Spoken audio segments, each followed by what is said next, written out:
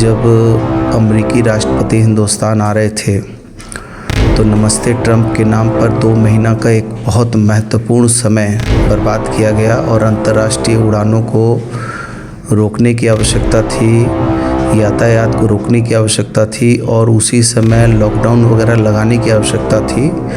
तो सही काम गलत समय में और गलत काम सही समय में कर दिया है। तो उस समय जब देश के हमारे नेता राहुल गांधी जी ने कहा था कि देखिए स्प्रेड हो जाएगा, तो लोगों ने उनका मजाक उड़ाया था। हम आपदा से यदि कोई भी मौत होती है तो उसको 4 लाख रुपया देते हैं। बीच में राष्ट्रीय चैनलों में ये भी प्रकाशित हुआ था कि 18 वर्ष से कम उम्र के बच्चों को भी वैक्सीनेट किया जाएगा और वैक्सीन तैयार हो चुकी है।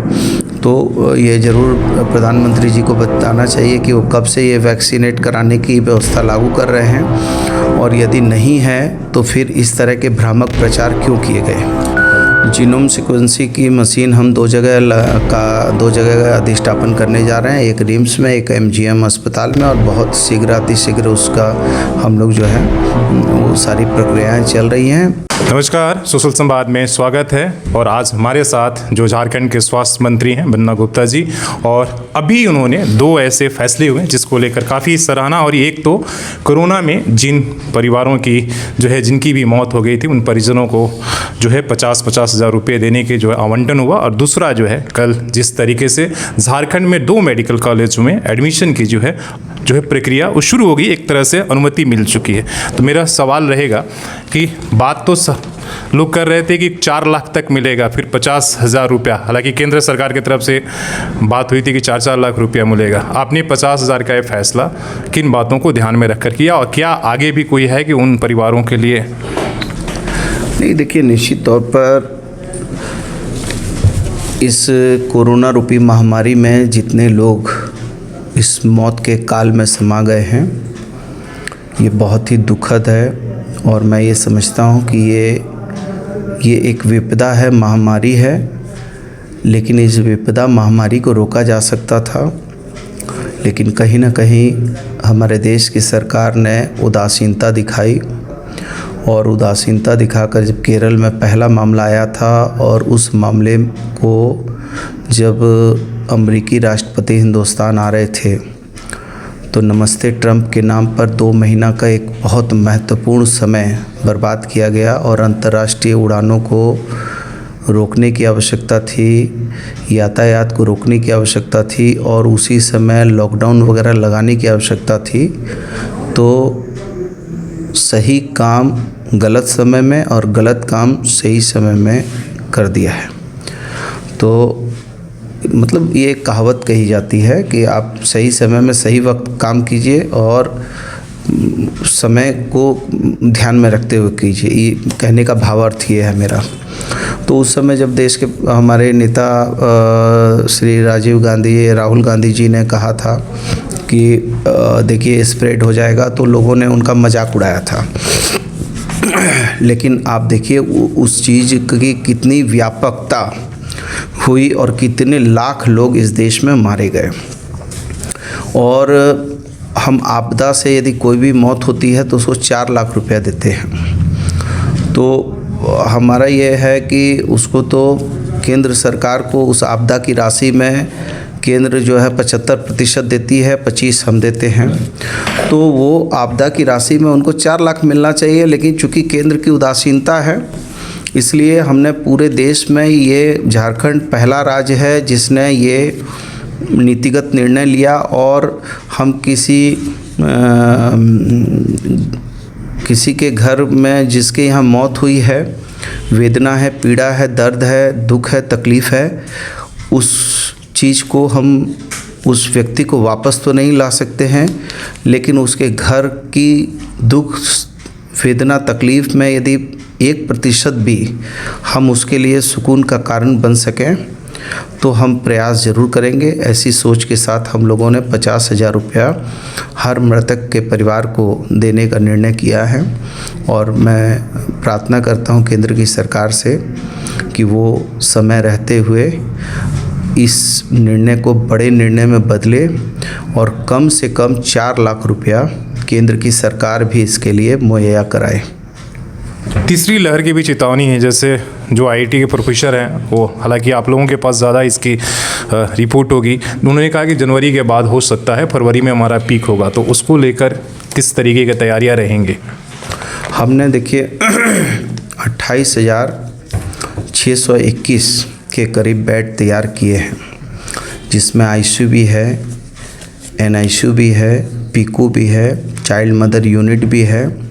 और हम अपने सेकेंड वेव की ही विभीषिका से इतने दुखी, परेशान और चिंतित थे कि हमने जब तीसरे वेव की बात हुई तो दूसरे वेव में ही हमने उसके लिए तैयारी चालू कर दी थी। और आज हम 60 पीएसए प्लांट हम लोग लगा चुके हैं, 12 प्लांट हमारे ऑनलाइन हैं और हम निर्देशित कर रहे हैं जितने भी 50 बेड के ऊपर के प्राइवेट अस्पताल हैं उनको 2 चीज़ के लिए हम लोग उनको प्रेरित भी कर रहे हैं और निर्देशित भी कर रहे हैं कि उनको जो है पीएसए प्लांट उनको लगाना है। साथ में उन लोगों को ब्लड के लिए ब्लड सर्कुलेशन मशीन को भी लगाना अनिवार्य हम करेंगे, ताकि आने वाले समय में परिस्थितियों में इस तरह की कोई भी विभीषिका को रोकने के लिए हम पूर्व नियोजित तरीके से सजग और तैयार रहें। और इसी के क्रम में हमने बाल चिकित्सक और बड़े चिकित्सकों के इलाज की पद्धति को एक दूसरे के साथ टाई अप कराने का काम किया है। और हमारे जो है एनआरएचएम में बहुत तरह से हम लोगों ने इसके लिए तैयारी की है। तो हमारे आईसीयू के बेड, एनआईसीयू के बेड, सीसीयू के बेड, सभी तरीके से हम तैयार हैं। और हम ये सोचते हैं कि ये ओमिक्रॉन जो है तीसरे वेव का ओमिक्रॉन जो है ये हमारे राज्य में अभी तक तो नहीं आया है, लेकिन अभी देश में करीब 60 ऐसे मामले आ चुके हैं, जिन मामलों को दृष्टिगत करते हुए आज भी अमेरिका ने भी बूस्टर डोज की बात कही है और इंग्लैंड भी बूस्टर डोज लगाने का काम कर रहा है। जब देश के प्रधानमंत्री ये कह रहे हैं कि अब हमारे पास वैक्सीन की कोई कमी नहीं है, तो उनको फिर से बूस्टर डोज लगाने की प्रक्रिया चालू करनी चाहिए।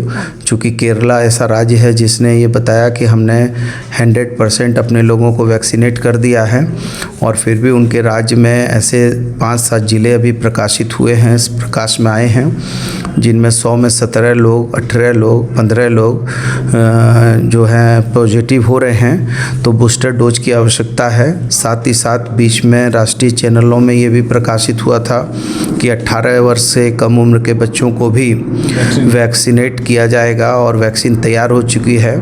तो ये ज़रूर प्रधानमंत्री जी को बताना चाहिए कि वो कब से ये वैक्सीनेट कराने की व्यवस्था लागू कर रहे हैं, और यदि नहीं है तो फिर इस तरह के भ्रामक प्रचार क्यों किए गए। मेरा एक सवाल है, जो आप पिछले दिनों मीटिंग में आपने कहा था कि हमारी ओमिक्रॉन को लेकर इसलिए कि राज्य में जीनोम सीक्वेंसिंग की जो मशीनें हैं उसकी खरीदने की प्रक्रिया बहुत तेज़ी से करेंगे, तो कहाँ तक पहुँची है और कब से शुरू हो जाएगा कि हमें बाहर सैंपल ना भेजना पड़े? जीनोम सीक्वेंसिंग की मशीन हम 2 जगह अधिष्ठापन करने जा रहे हैं, एक रिम्स में, एक एमजीएम अस्पताल में, और बहुत शीघ्र अतिशीघ्र उसका हम लोग जो है वो सारी प्रक्रियाएं चल रही हैं। चूँकि हमको अभी जितने भी हमारे ऐसे नमूने हैं उनको भेजना पड़ता है भुवनेश्वर वगैरह, और जाने आने और पता करने के क्रम में काफ़ी समय लगता है। और ऐसे समय में जो है जो हमारा वेरिएंट है वो कई प्रकार से प्रभावित कर देता है शरीर के अंगों को। इसलिए हम लोगों ने ये निर्णय किया है कि जीनोम सीक्वेंसिंग की मशीन 2 लगाएंगे, ताकि हम ज़्यादा से ज़्यादा जो वेरिएंट है उसके आकार प्रकार, और ऐसे भी ओमिक्रॉन के बारे में कहा जा रहा है कि डेल्टा से ये 7 गुना ज़्यादा स्प्रेड कर रहा है और ये 30 प्रकार से इसके आकार प्रकार बदल रहे हैं। और आप जानते हैं कि वायरस तो एक मृत चीज़ है, लेकिन वो जैसे ही इंसान के इसमें आती है वो तुरंत सक्रिय और जीवित हो जाती है, तो उसके आकार प्रकार बदलते रहते हैं। इसके लिए जीनोम सीक्वेंसिंग मशीन ज़रूरी है। आप देखिए, पहले हमारे राज्य में डबल इंजन की सरकार की बात होती थी, लेकिन एक भी आरटीपीसीआर लैब नहीं था। हम लोगों ने अभी कितने आरटीपीसीआर लैब स्थापित किए। इवन आरटीपीसीआर छोड़ दीजिए कि हम लोगों ने अभी कोबास 6800 भी लगा दिया है, जो और ज़्यादा हम अपग्रेड कर रहे हैं अपने आप को। तो राज्य पूरी तरीके से नए नए इनोवेशन के साथ, नई नई व्यवस्थाओं के साथ इस राज्य की जनता के हर दुख सुख में खड़ा है। एक मैं लास्ट ये पूछूंगा आपसे कि आपने कहा कि हेल्थ डिपार्टमेंट गुड गवर्नेंस की तरफ बढ़ रहा है, ठीक है, हम लगातार उसमें जो है नए नए सुधार कर रहे हैं। बिल्डिंगों की हमने देखा कई जगह आपने सुधार किया। मैन पावर को लेकर क्या करेंगे, इसलिए कि चिकित्सा के क्षेत्र में, स्वास्थ्य में मैन पावर एक बहुत बड़ा ए है। देखिए, गुड गवर्नेंस का मतलब है कि सभी चीज़ों पर समुचित रूप से समूल बिंदुओं पर काम करने की आवश्यकता है। अभी हम लोग ये भी विचार कर रहे हैं कि जो गरीब लोग हैं, जो पैसा देने में असमर्थ हो जाते हैं और उनकी लाश को बहुत सारे हॉस्पिटल उनको रोक के रख देते हैं, तो राज्य सरकार एक नीति का निर्णय करेगी कि वैसे जो सब गरीब लोग के हैं और जो पैसा देने में सक्षम नहीं हैं, और सुप्रीम कोर्ट ने भी इस दिशा में कुछ निर्देश दिए हैं, लेकिन राज्य सरकार अपनी तरफ से एक अध्यादेश लाकर एक इस पर जो है कानून बनाने का काम करेगी। दूसरा है कि जो हमारा आयुष्मान है और मुख्यमंत्री गंभीर योजना है, उस पर भी हम विचार कर रहे हैं कि जितने भी राज्य के जो भी 50 बेड से ऊपर के अस्पताल हैं, उन लोगों को अनिवार्यता होगी कि वो जो है मुख्यमंत्री और आयुष्मान के लाभ से हर एक अस्पताल उससे जो है जुड़ा रहेगा और उसकी वो बाध्यता होगी, उसकी अनिवार्यता होगी। तीसरी बात है कि हम लोग जो है ब्लड की हमेशा कमी पड़ती है, तो इसके लिए ब्लड सर्कुलेशन मशीन और ऑक्सीजन पीएसए प्लांट हर 50 बेड से ऊपर के अस्पताल के लिए ये अनिवार्य होगा कि वो करें। तो ये सारी चीज़ों को हम कैबिनेट में लाकर एक कानून का रूप देने जा रहे हैं। साथ में जो मैन पावर की कमी है और जो फैकल्टी की कमी है, उसके लिए आप देख रहे हैं professor, associate professor, assistant professor के रूप में कई लोगों को हम लोगों ने अनुबंध पे रखा है 3 वर्ष के लिए, और अभी 100 बेड का 100 सीट का हम लोगों को फिर हजारीबाग और पलामू की भी मान्यता मिली है, और इसके पहले दुमका की मान्यता मिली थी।